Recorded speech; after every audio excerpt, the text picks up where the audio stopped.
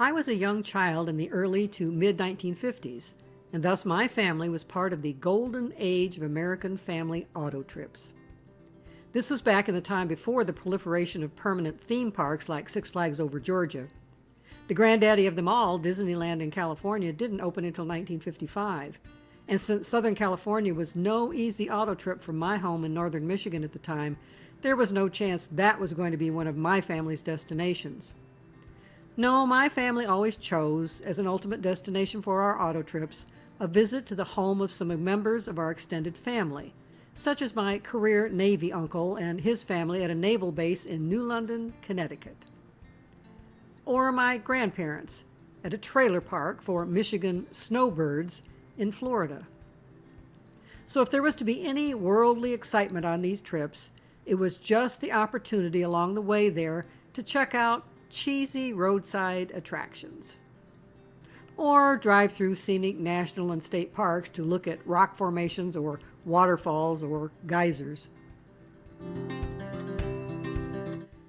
My family always used travel material from the AAA, including their clever triptychs, little loose-leaf booklets custom-made for your very own trip, with a narrow strip map on each page showing just one short section of the route you needed to take.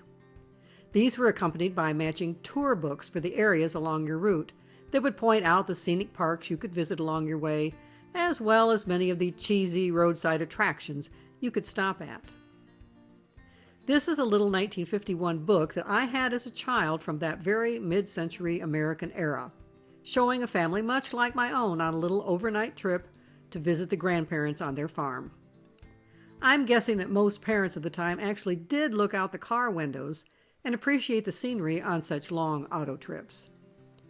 But most kids, both then and now, are notorious for not being all that excited about seeing one more lush cornfield in the distance, or a hill covered with trees, or more cows. This was before smartphones or handheld video games, so unless a mom thought to bring along a big stack of comic books or puzzle or coloring books, I'm guessing a lot of kids spent most of their time in the back seat taking naps. I know I did. There was just one other thing that a restless kid could do other than look out the window at cows and barns.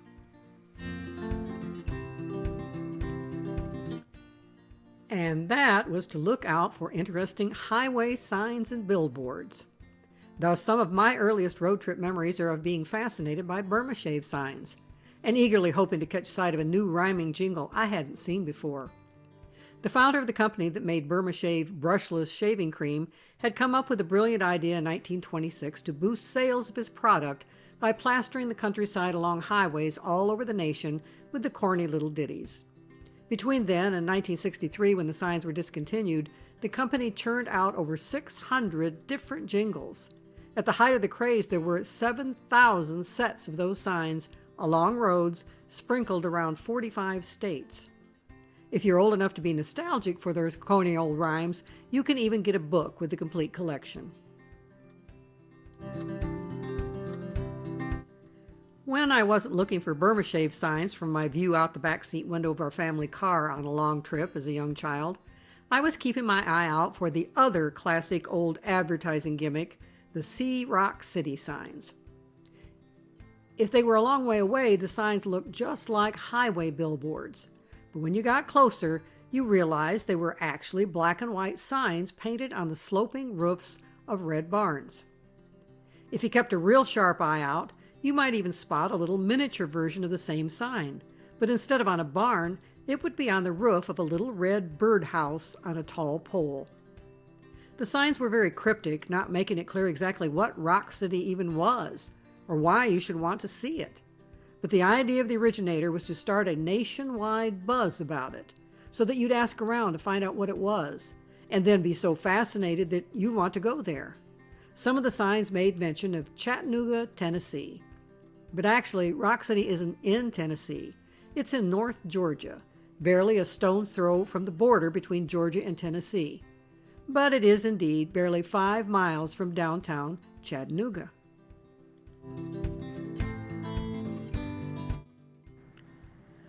What Rock City is a tourist attraction atop a natural geological formation called Lookout Mountain, the site of a major battle in the Civil War in 1863 called, logically enough, the Battle of Lookout Mountain.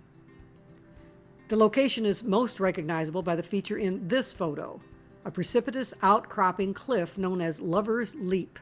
The terrain on part of the mountaintop is full of giant boulders and rock formations, and that area was dubbed Rock City as early as the mid-1850s by hikers and geologists.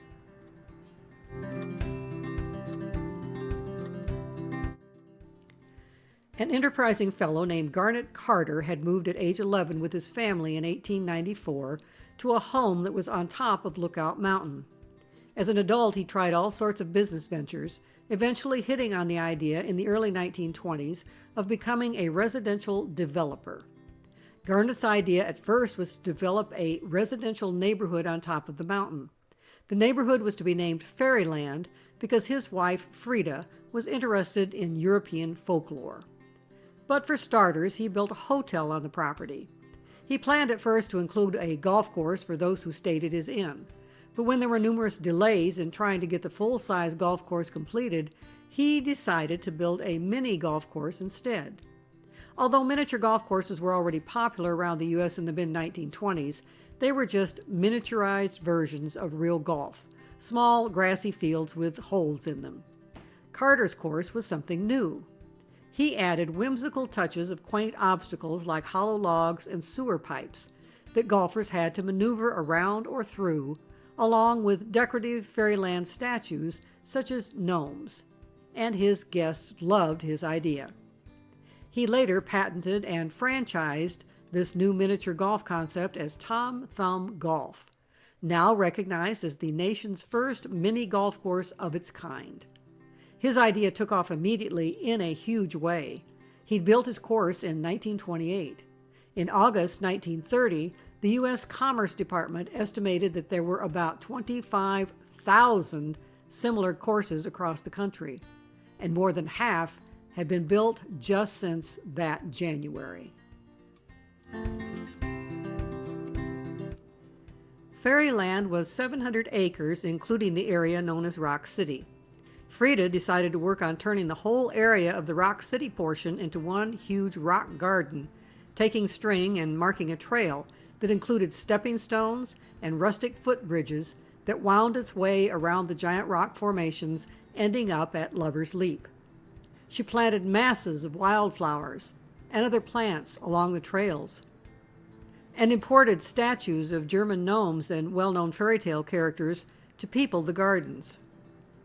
And eventually, entrepreneur Garnet Carter realized that Frida had made an attraction that people would be willing to pay to see. Garnet made Rock City a public attraction in 1932.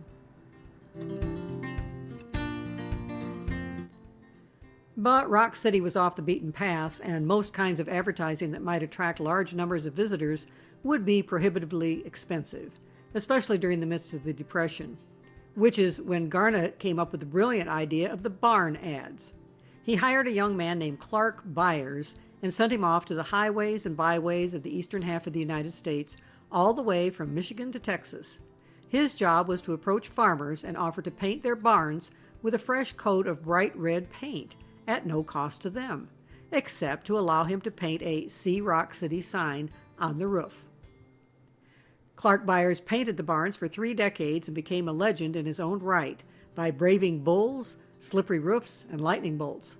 When he retired in 1969, he had painted some 900 barns in 19 states.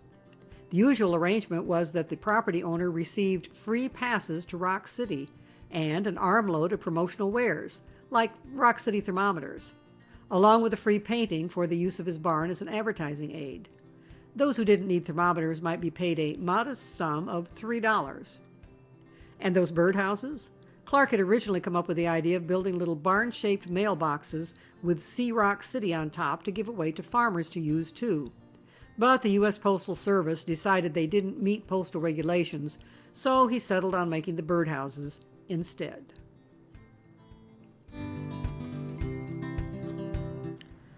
Ah, the simple pleasures of a 1950s and early 60s childhood on the road, looking for Burma Shave and Rock City signs to while away the hours in the back seat of a car.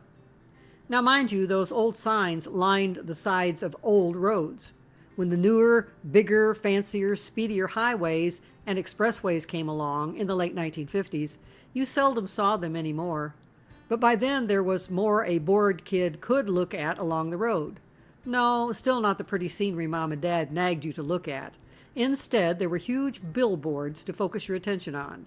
Sometimes they gave you ideas where to nag Dad to stop for lunch on a trip, like this one guiding you to a Howard Johnson's restaurant.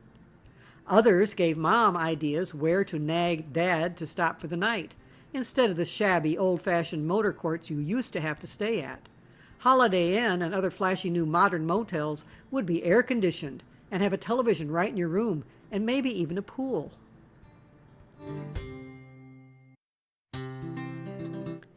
Even Dad could get in on the fun, checking out billboards displaying the latest new, more spacious, and space-age looking car he could consider buying for the next family trip. And everyone could be reminded that all this car riding made them thirsty and lured them to stop soon for big, tall, frosty glass bottles of Coca-Cola. Yes, I spent many a car trip in the 1950s and early 60s taking in the messages of highway signs and billboards.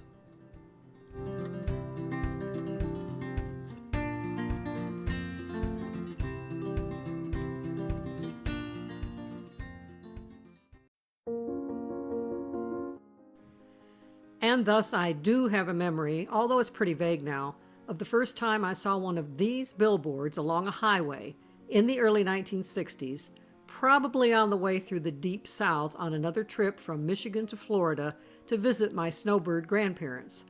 I remember not having a clue who Earl Warren was, nor what it meant to impeach him, and no idea why I ought to want to do that. I guess you could say it was somewhat like seeing a See Rock City sign. It was obvious they weren't giving you the whole story on the billboard. They seemed to just want to get a widespread buzz going across the land so that people would be influenced to want to send away to a post office box address when they got home to get information about it all. After seeing this and similar messages on billboards, big and small, multiple times in the coming months and years, I assumed it must be pretty important to some people willing to pay for putting their message on so many billboards all across the country. But being just a kid, I really wasn't motivated enough by the signs to want to look for more information when I got home. I don't know if my parents ever paid any attention to those billboards, or how much they may have known about Earl Warren, and why some people wanted to impeach him, whatever that meant. My parents never discussed politics of any kind in my presence, and they never brought up the billboard messages. So it was many years before I understood what it had all been about. And it was many, many more years before I found out, only recently, why all of that turns out to still be very significant in the year 2020, and not just quaint, ancient history from my childhood.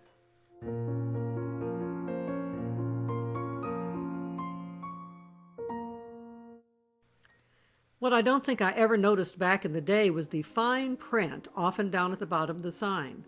I've recently Googled photos of a bunch of the signs from that era, and I see now that more often than not, there was a reference to a connection with the John Birch Society. Even if I had read that, it wouldn't have meant anything to me, as I wouldn't have had a clue what that was either. In some cases, they skipped the Earl Warren reference entirely and urged motorists to join that John Birch Society, whatever it was, in order to save the nation. So, just who was Earl Warren? Why would anyone want to impeach him, whatever that meant? And who were these people plastering so many billboards along the streets and highways all over America, urging their fellow citizens to join the demand for that impeachment? Born in 1891, Earl Warren served in the Army during World War I and then had been an American attorney and politician for many years by the mid-1950s. Elected as Attorney General of California in 1938, by 1942 he was elected as California Governor, a position he held until 1953.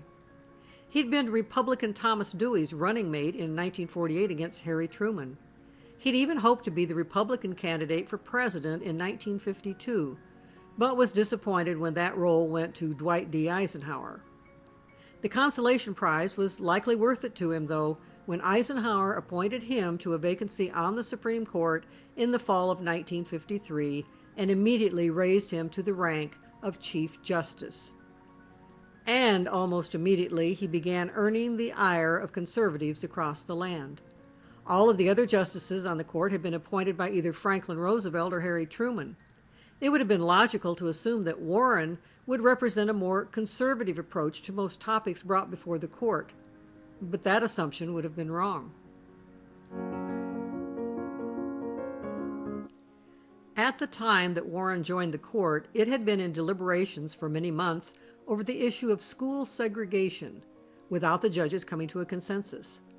Once Warren was in place as Chief Justice, he used his considerable powers of persuasion to quickly convince the others to come to a unanimous decision in favor of completely overturning the 1896 Plessy v. Ferguson Supreme Court ruling that had allowed for the infamous separate but equal arrangement that enabled state governments to keep blacks in their place throughout the South. And Earl Warren further convinced them to come to a unanimous decision in favor of a new federal law forbidding segregation in public schools. The ruling wasn't set to go into effect immediately, so there still seemed hope to many Southerners that they might be able to undermine or block the fallout from the ruling. But by the fall of 1957, the situation was deteriorating.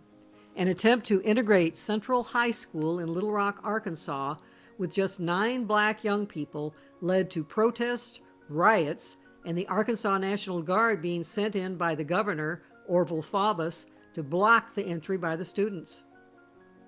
Segregationists of all ages made it very clear they had no interest at all in abiding by the decisions of the Supreme Court of the U.S. Here, young African-American Elizabeth Eckford, surrounded by hostile young and old white folks, tries to walk calmly toward the high school. She never made it inside that day.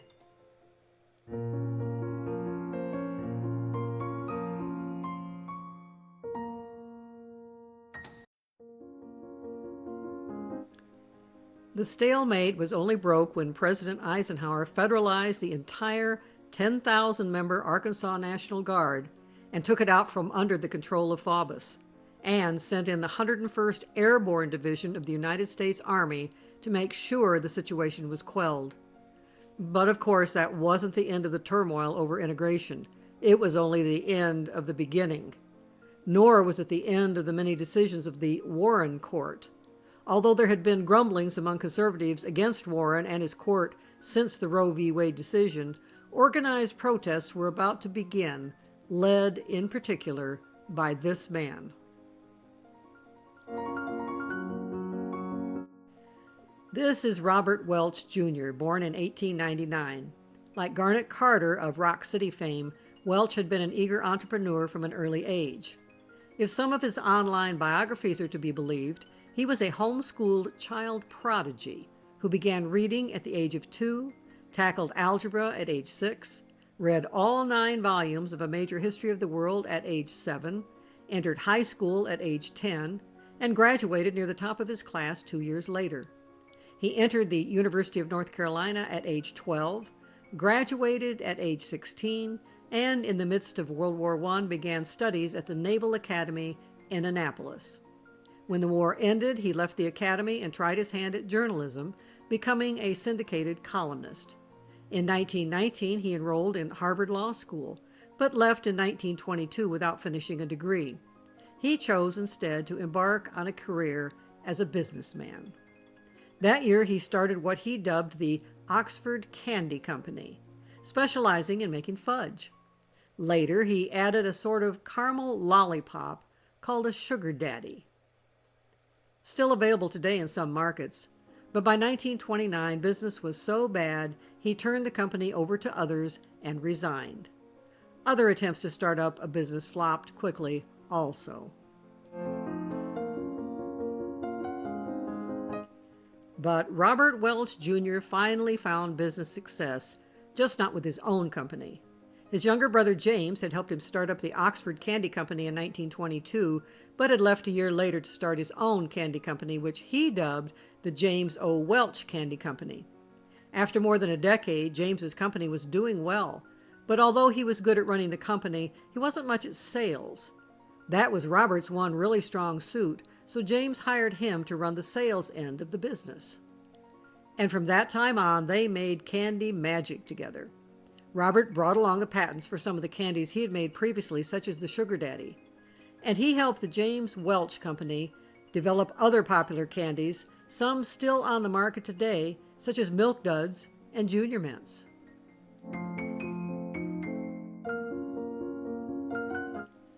And thus it was that Robert Welch made his fortune and was able to retire in 1956 at age 55, ready to spend the rest of his life selling ideas rather than candy.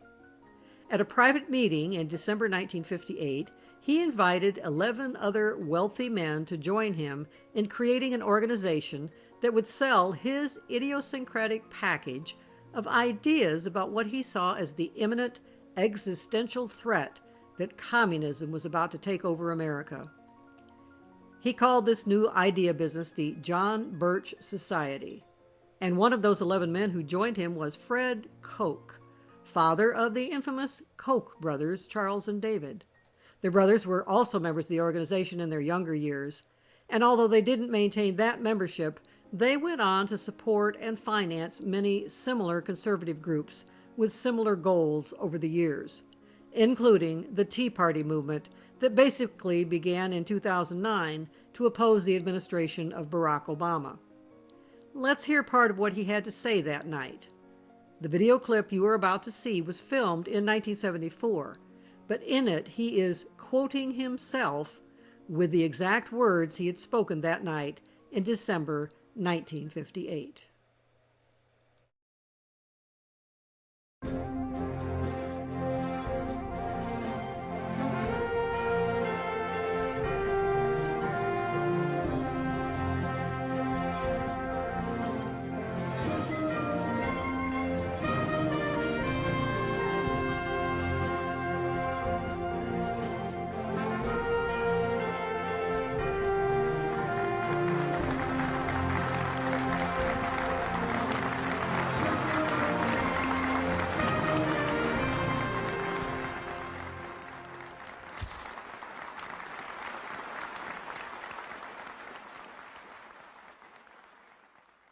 A part of that plan, of course, is to induce the gradual surrender of American sovereignty, piece by piece and step by step, to various international organizations, of which the United Nations is the outstanding but far from the only example. Now, here are the aims for the United States. 1, greatly expanded government spending for every conceivable means of getting rid of ever larger sums of American money as wastefully as possible. 2, higher and then much higher taxes. 3, an increasingly unbalanced budget despite the higher taxes. 4, wild inflation of our currency. 5, government controls of prices, wages, and materials, supposedly to combat inflation. 6, greatly increased socialistic controls over every operation of our economy and every activity of our daily lives. This is to be accompanied naturally and automatically by a correspondingly huge increase in the size of our bureaucracy and in both the cost and reach of our domestic government. 7, far more centralization of power in Washington and the practical elimination of our state lines. There is a many-faceted drive at work to have our state lines eventually mean no more within the nation than our county lines do now within the states. 8, the steady advance of federal aid to and control over our educational system, leading to complete federalization of our public education. 9, a constant hammering into the American consciousness of the horror of modern warfare, the beauties and the absolute necessity of peace, peace always on communist terms, of course. And 10, the consequent willingness of the American people to allow the steps of appeasement by our government which amount to a piecemeal surrender of the rest of the free world and of the United States itself.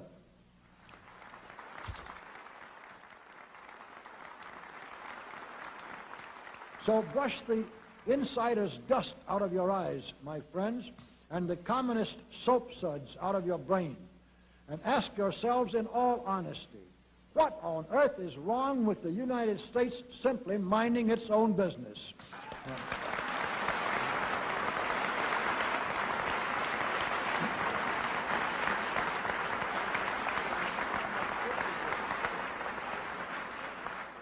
Or with having its foreign policy function primarily for the safety and benefit of the American people.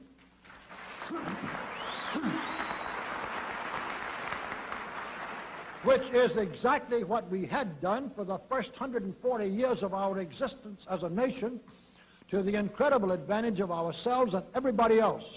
Everybody, that is, except a numerically small clique of power-lusting conspirators who had somehow inflicted themselves on a gullible world. Welch's talk that night in 1958 was transcribed and published as a book, known in Birch Society circles as the Blue Book, with a copy given to each new recruit for the organization. Shortly before this, in 1956, Welch had circulated a private letter to supporters and potential supporters that contained some of his more radical claims. With a few minor edits, it was later published as a book titled The Politician. Shown here is an edition of the book from 1970. You can still get it from Amazon and other booksellers.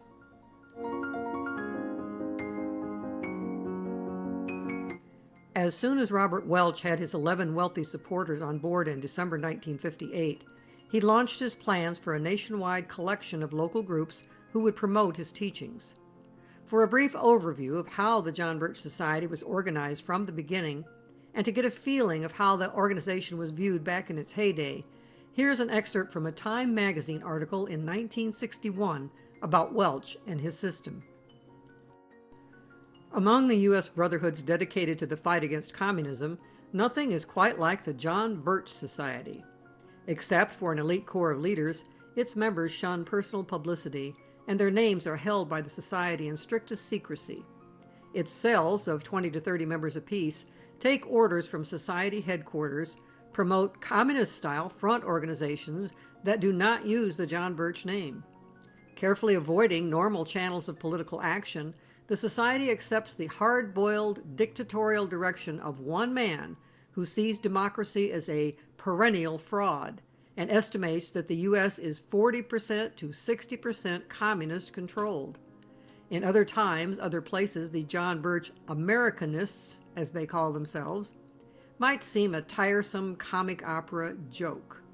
But already the society admits to cells in 35 states, and its partisans have made their anonymous and unsettling presence felt in scores of U.S. communities. In Wichita, Kansas, student members of the society are trained to tell their cell leader of any communist influence noted in classroom lectures. By phone, parents belabor the offending teacher and his principal for apologies and admissions of guilt. A Wichita businessman who planned to make a modest contribution to a University of Wichita fund was dissuaded because members of the society were demanding that certain professors and books be thrown out. "My business would be wrecked," said he, "if those people got on the phone and kept on yelling that I'm a communist because I give money to the school." Society members in Nashville, Tennessee, started telephone campaigns to warn homeowners that some of their neighbors were suspected Reds. The project, with current top priority, is the impeachment of Chief Justice Earl Warren, and activities in a dozen cities range from the spontaneous circulation of petitions to a rash of letters to newspapers and a Help Impeach Earl Warren banner strung across the main street of Pampa, Texas, and taken down by the police a few hours later. All society activity comes under the firm thumb of a balding, deceptively mild-mannered, retired businessman from Belmont, Massachusetts, named Robert Welch. Son of a North Carolina farmer, Baptist Welch, 61, spent 25 years as an executive with Cambridge's famous candy-making James O. Welch Company, run by his brother. After the war, Welch began to bone up on communist literature. Eventually, he decided that such schemes as Social Security and federal income tax laws were part of a red plot to ready the U.S. for Soviet conquest. Welch left candy for full-time anti-communist pamphleteering in 1957. He founded the John Birch Society the next year, naming it for a U.S. Navy captain killed by Chinese communist guerrillas after VJ Day.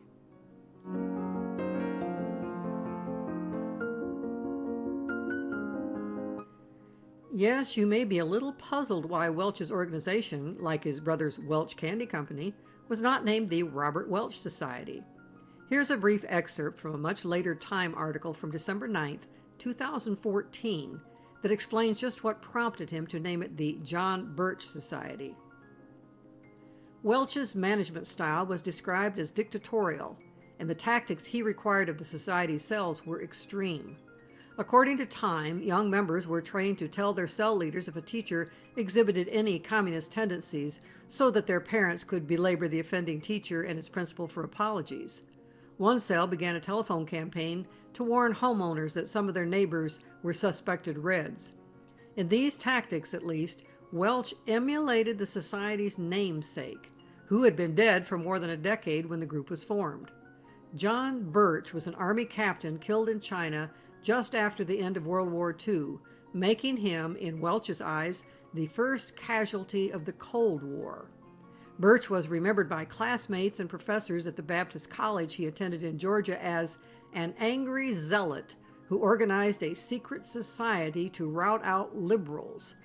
Per Time, he and 12 colleagues collected examples of heresy uttered by faculty members. Example, a reference to evolution, whipped up support among Georgia's Baptist clergy, and finally forced the school to try 5 men on the charge. Birch went on to become a missionary in China, then a military intelligence officer. On a routine mission from his base in North China following Japan's surrender, Birch ran into a communist contingent. After arguing bitterly with the communist officer who wanted to disarm him, Birch was shot and killed.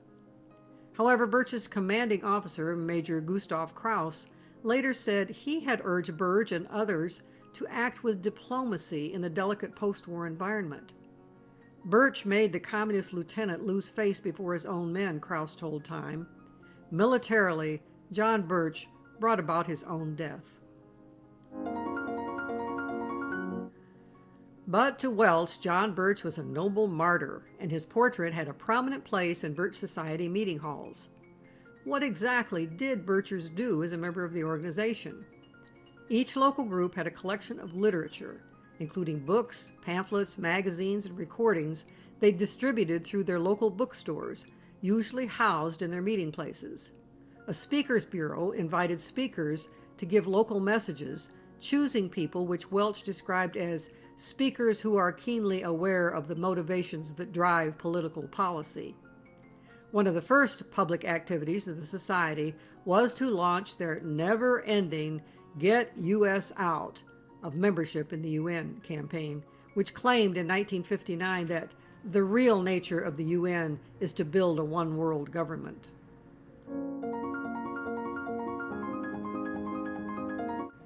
In 1960, Welch, realizing that local PTA groups were always eager for new volunteers, advised John Birch Society members to join your local PTA at the beginning of the school year, get your conservative friends to do likewise, and go to work to take it over.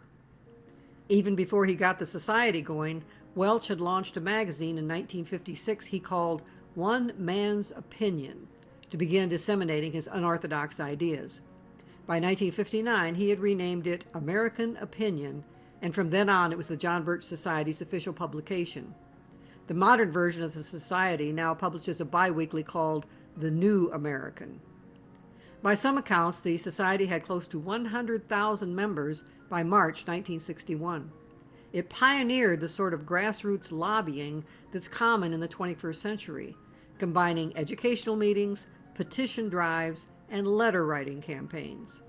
The main formal activity of society members was to attend a monthly meeting where they watched a film by Welch, followed by writing postcards or letters to government officials linking specific policies to what they viewed as the communist menace.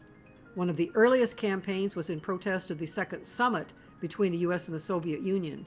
It generated over 600,000 postcards and letters. And of course, one of the biggest efforts was the campaign to impeach Earl Warren. Welch had launched that even before the official formation of the Birch Society, as can be seen with the poster above, which was from 1958. The campaign made liberal use of pins, posters, billboards, banners, and literature. In 1961, Welch offered $2,300 in prizes to college students for the best essays regarding grounds of impeachment for Warren. Over the years of Warren's stint as Chief Justice until his retirement in 1969, complaints of conservatives about Warren and the Warren Court kept piling up. The first issue was school integration, but that wasn't the end of it.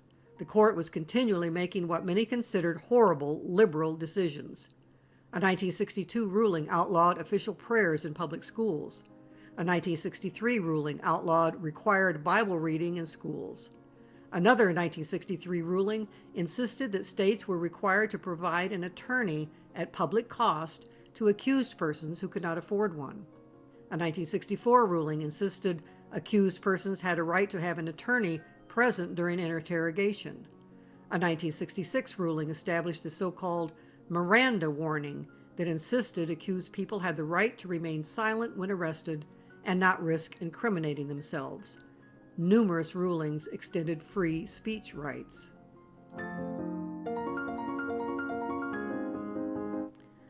Then there was the 1967 Loving v. Virginia ruling, brought to public attention in recent times in a 2016 movie about that ruling. In 1958, a couple named Richard and Mildred Loving had each been sentenced to a year in prison in Virginia for the crime of marrying one another. Virginia was one of 24 states at the time that still had laws on the books against interracial marriage. They appealed their convictions all the way to the Supreme Court. Their convictions were overturned, and the Warren Court extended the ruling to strike down all such laws throughout the land.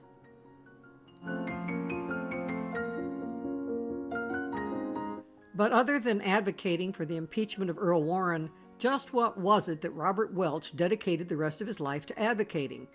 The best description I've found of the basics of the nature of the John Birch Society and Welch's teachings was in an August 1961 extensive investigative reporting article in a well-known publication at that time titled Commentary Magazine by reporter Alan Weston. Rather than try to rephrase the article, I'm just going to share a collection of excerpts from that article. In preparation for writing the article, Weston had read every published word issued by the Society since its formation in 1958, whether in books or articles by Welch, pamphlets, newsletters, or letters to the membership. The John Birch Society's image of world events and American politics is wholly conspiratorial. In the July 1960 bulletin, Welch explains that the key to the advance of world communism is treason right within our government, and the place to find it is right in Washington. As recently as January 1961, Welch was informing his supporters that communist influences are now in almost complete control of our federal government. Each year since 1958, Welch and his board of experts have published a scoreboard rating all the nations of the world according to the present degree of communist influence and control over the economic and political affairs of the country. In 1958, the United States was rated as 20 to 40% under communist control. In 1959, the United States went up to 30 to 50%, and in 1960, the figure climbed to 40 to 60%. At that pace, we will reach the 80 to 100% mark in 1964. England's rating went from 20 to 40% in 1958 to 50 to 70% in 1960. Israel is presently rated at 40 to 60% controlled, Egypt 80 to 100%.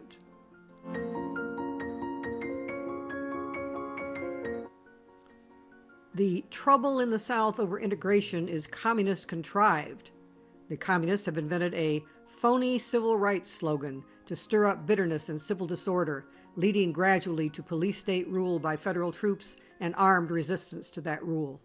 The United States Supreme Court is one of the most important agencies of communism.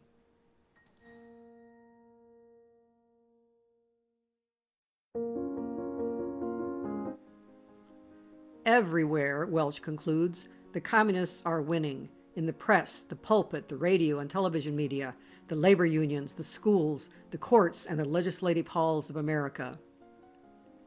For many reasons, and after a lot of study, Welch writes, I personally believe John Foster Dulles to be a communist agent.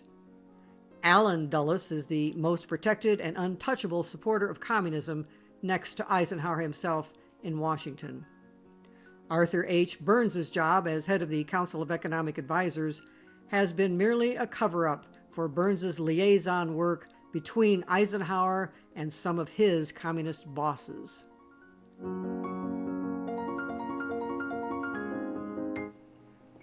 The chances are very strong that Milton Eisenhower is actually Dwight Eisenhower's superior and boss within the Communist Party. As for Dwight Eisenhower himself, Welch states unequivocally, there is only one possible word to describe Eisenhower's purpose and actions. That word is treason.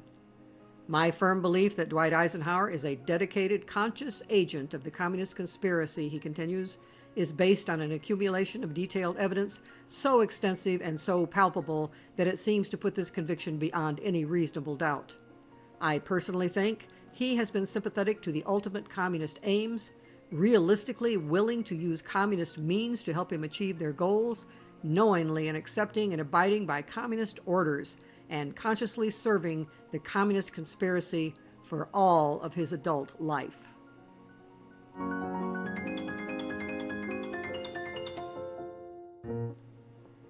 During the first Red Scare right after World War I, Attorney General A. Mitchell Palmer led the campaign against supposed massive hidden presence of active communists in America. As you can see from this 1920 cartoon, not everyone agreed with his assessment. Many commentators poked fun at the fact that Palmer saw a red under every bush. But Palmer couldn't hold a candle to Robert Welch.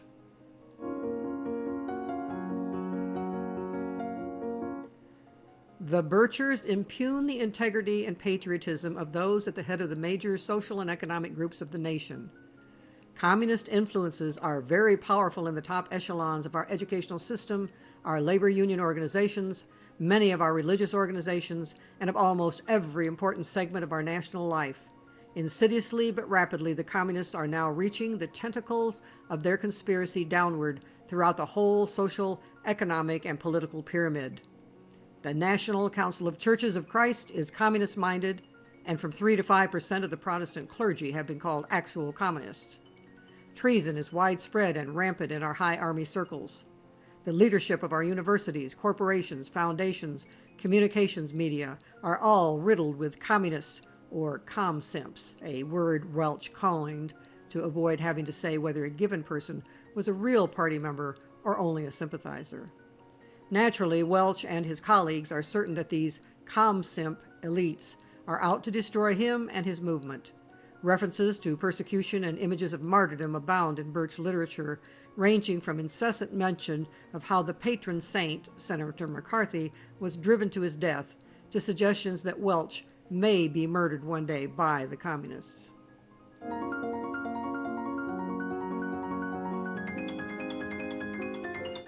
But unlike the House Un-American Activities Committee or Joseph McCarthy and his witch hunts, the John Birch Society didn't spend much of its time going after individual suspected communists.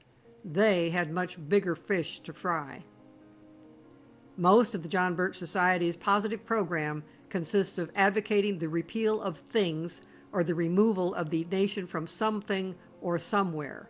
This includes U.S. membership in the United Nations, the International Labor Organization, the World Health Organization, the International Trade Organization, UNICEF, membership in GATT, the General Agreement on Trades and Tariffs, reciprocal trade agreements, the useless and costly NATO, so-called defense spending, all foreign aid, diplomatic relations with the Soviet Union and all other communist nations, the National Labor Relations Act, Social Security, the graduated income tax, the Rural Electrification Administration, the Reconstruction Finance Corporation, and the Tennessee Valley Authority, forced integration, urban renewal, fluoridation, the corporate dividend tax, the mental health racket, and federal aid to housing.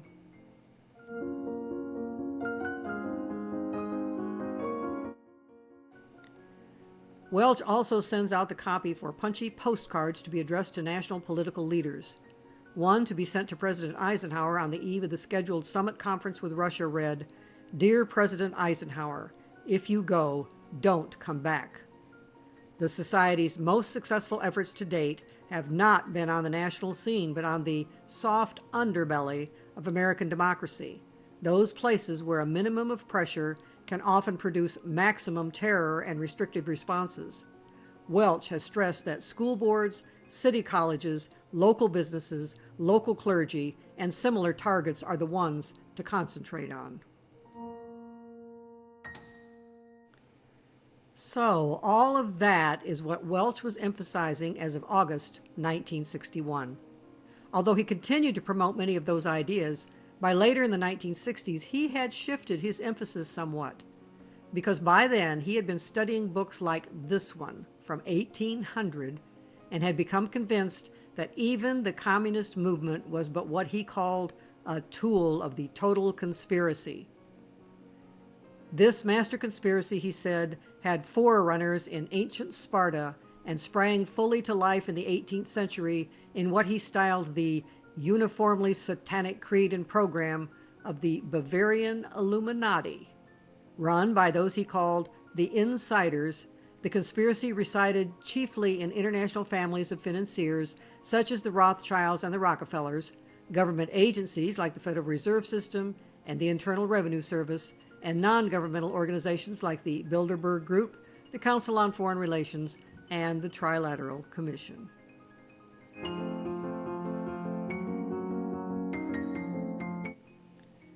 And this is where the road to Trump world, Donald Trump's election in 2016 and the upcoming election of 2020 began. Because, of course, actual Soviet Marxist communism is no longer the enemy these days. But the spirit of belief in master conspiracies, whose aim is to take away the freedom of Americans, still lives on.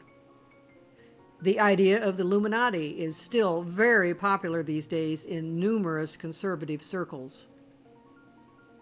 Even more popular, though, in many portions of Trump world, is the idea of the deep state, a secret society of people embedded in the U.S. government who are pulling the strings. As is the idea that at the top of it all is a shadowy group of people who have a concerted, detailed plan to create a new world order and install a totally dictatorial one-world government.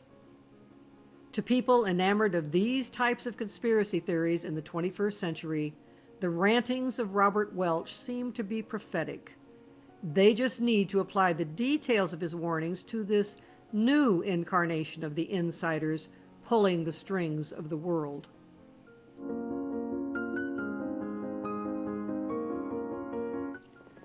But there is a problem with making this connection between Welch's ideas and the ideas of right-wing extremism today.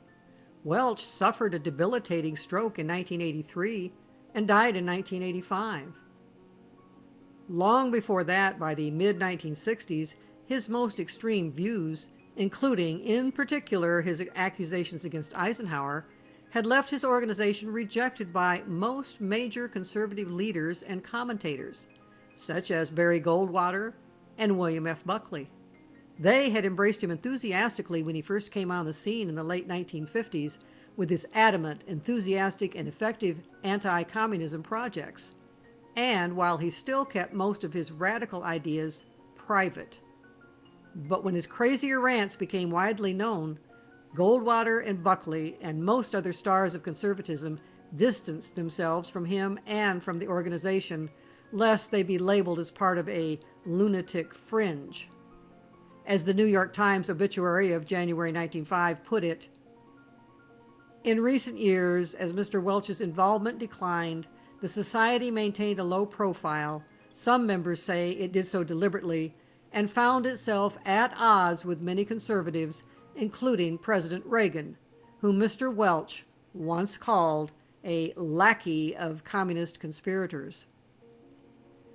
And thus throughout the 70s and 80s and 90s, the John Birch Society faded from public view and attention, especially after the death of Welch. But something happened as the 21st century dawned. The kind of paranoid ideas, the kind of conspiracy theories promoted by Robert Welch began moving from the fringes to the center of modern conservatism.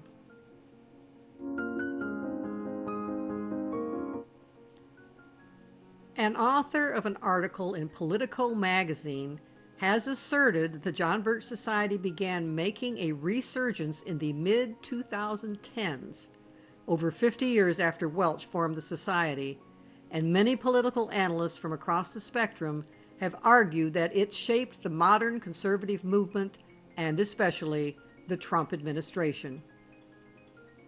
Writing in the Huffington Post, another author called the John Birch Society the intellectual seed bank of the right. In 2016, an author in the New Republic declared that while the organization's influence peaked in the 1970s, Bircherism and its legacy of conspiracy theories has become the dominant strain in the conservative movement. In fact, said the author, Trumpism is essentially Bircherism. And one can see it creeping in from the fringes further and further as time goes on.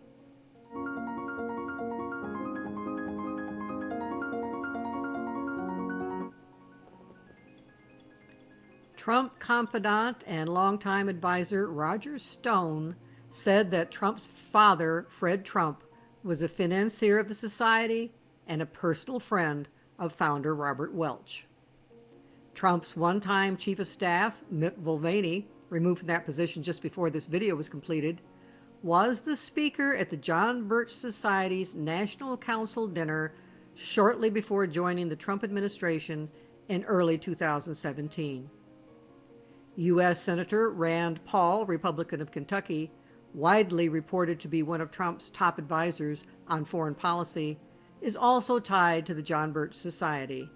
The senator's father, former Congressman Ron Paul, Republican of Texas, has had a long and very close relationship with the society, celebrating its work in his 2008 keynote speech at the John Birch Society 50th anniversary event, and saying that it was leading the fight to restore freedom. The keynote speaker in 2018 at the group's 60th anniversary celebration was Congressman Thomas Massie, Republican Kentucky, who maintains a near-perfect score on the John Birch Society's Freedom Index ranking of members of Congress. The John Birch Society was a co-sponsor of the 2010 Conservative Political Action Conference, ending its decades-long split with the mainstream conservative movement. Alex Jones has called Trump a John Birch Society president and has claimed Trump is more John Birch Society than the John Birch Society. Who is internet commentator Alex Jones, and why does his opinion matter? Early in his run for president in 2015, Trump appeared for an interview on Jones's InfoWars show and made these comments. I just wanted to finish by saying that your reputation is amazing. I will not let you down. You'll be very, very impressed, I hope, and I think we'll be speaking a lot. But you'll be looking at me in a year or 2 years, give me a little bit of time to run things. But a year into office, you'll be saying, wow, I remember that interview. He said he was going to do it, and he did a great job. And since that time, as Trump has more and more labeled mainstream news outlets like CNN and MSNBC as fake news and corrupt and unpatriotic, he has continued to be enamored of Jones's efforts and offered them credibility. To clarify just what Jones stands for those who may have not heard much about him, here's how a Vanity Fair magazine writer described him in a November 2015 article about that interview. Before we delve into the actual meat of the interview, let's breeze through a greatest hits of Jones's claims, which are so abundant that the Southern Poverty Law Center called Jones the most prolific conspiracy theorist in contemporary America. Not only does he think the moon landing was staged, he also believes that the government is creating gay people by putting estrogen in juice boxes, that Jared Lee Loughner, who went on a shooting spree that wounded Representative Gabriel Giffords, was part of a staged mind control operation, and that President Barack Obama used the Air Force to create a deadly tornado to distract the American public from the Benghazi scandal. Most prominently, he believes that the U.S. government perpetrated, or at least purposefully did not prevent, several prominent terrorist attacks and mass shootings, among them the Oklahoma City bombing, the Sandy Hook massacre, the Boston Marathon attacks, and most prominently, the 9/11 attacks. Yes, it is this Alex Jones who is enthused to be part of promoting the election and then the administration of a man he has dubbed as more John Birch Society than the John Birch Society. But still, although some Robert Welch video clips can be found on YouTube, watched by a few thousand people a year, and an occasional excerpt from one of his writings may show up in conservative circles, there's not a whole lot of tangible content directly from old-time Birch Society materials in Trump world efforts. Although the spirit of Robert Welch lives on, and the spirit of the John Birch Society, in terms of promotion of conspiracy theories and rejection of all things liberal, is alive and well among Trump's followers, Welch's actual words don't seem to be passed around much. Which makes sense. Right-wingers of 2020 have no real interest in bad-mouthing Dwight Eisenhower anymore. And most people under 60 years old don't have a clue who Earl Warren was, much less John Foster Dulles. So most folks likely assume that most of the specific content of the areas of enthusiasm of modern conservatism, especially among Trump-supporting Christian evangelicals, has been invented out of whole cloth in recent times by recent authors. But the reality is that this is not so.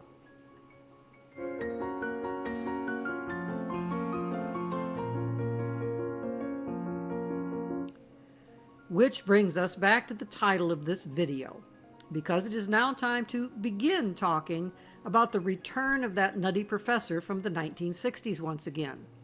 No, not Jerry Lewis as this nutty professor. I am referring to this nutty professor introduced in the previous video in the series, W. Cleon Skousen. I didn't really mention outright in that video that he actually was a professor at one time. Yes, a professor at famous BYU. And in case you are unfamiliar with that abbreviation, it stands for Brigham Young University. Yes, that famous university, the one in Provo, Utah. Besides the Mormon Tabernacle Choir and the Salt Lake City Mormon Temple, Brigham Young University is pretty much the crown jewel of the Church of Jesus Christ of Latter-day Saints, more commonly known as the Mormon Church. What most people back in the 1960s who heard W. Cleon Skousen speak at anti-communism rallies didn't realize was that he was a lifelong, devout, dedicated Mormon, and for an extended period, a professor and teacher specializing in Mormon history and Mormon theology at Brigham Young. A history that started with the church's founder, a dude named Joseph Smith, in the 1840s, who had a number of meetings with supernatural beings, who insisted, among other things, that he should take more than one wife, or he would displease the Almighty. obedient fellow that he was, he eventually had over 30 wives. Most of those who attended W. Cleon Skousen's public lectures on anti-communism in the 1960s had no clue that the content of his speeches to non-Mormon crowds were deeply informed by his own Mormon theology, because he never mentioned Mormonism by name, nor was he ever introduced as a Mormon speaker.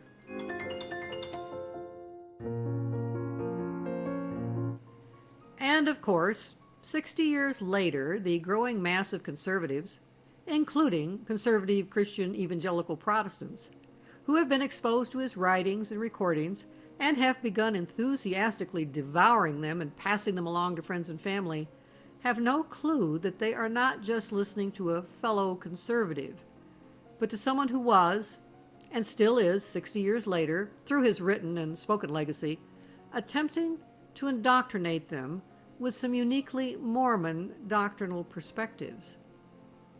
We're now ready to explain the amazing return of this nutty professor with a lot of very nutty ideas about politics, economics, and religion to the limelight of American conservatism of the 21st century, even though he died at age 92 in 2006.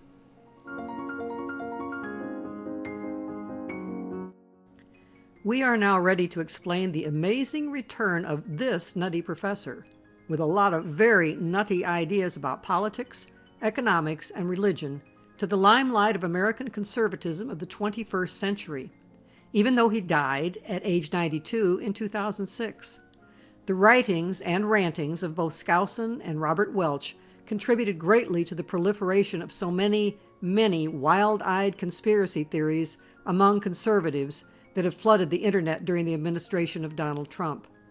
And the writings and lectures of both about the communist threat during their own times have been widely used as a template for many of the arguments that warn against the threat to America's return to greatness of liberals in general, and much more specifically against the threat of anything even vaguely resembling socialism, including democratic socialism, to the foundation of American prosperity that allegedly has always been underpinned by unfettered capitalism since clear back in 1776.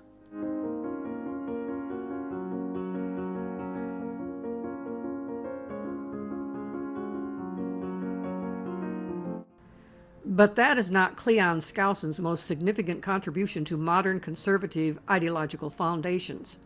It has been Skousen's writings and lectures and educational materials regarding the topic of the recapturing of the true meaning of the Constitution and the intentions of the Founding Fathers.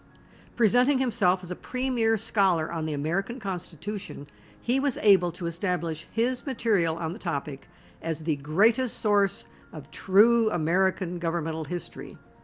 It has been this material, and modern writings and recordings based upon it, that have given the conservative Republican movement the ability to draw into their ranks the vast majority of conservative evangelical Christians in America, just in time to add that voting bloc to the strange brew that assured the election of Donald Trump in 2016 and may well reassure his re-election in 2020.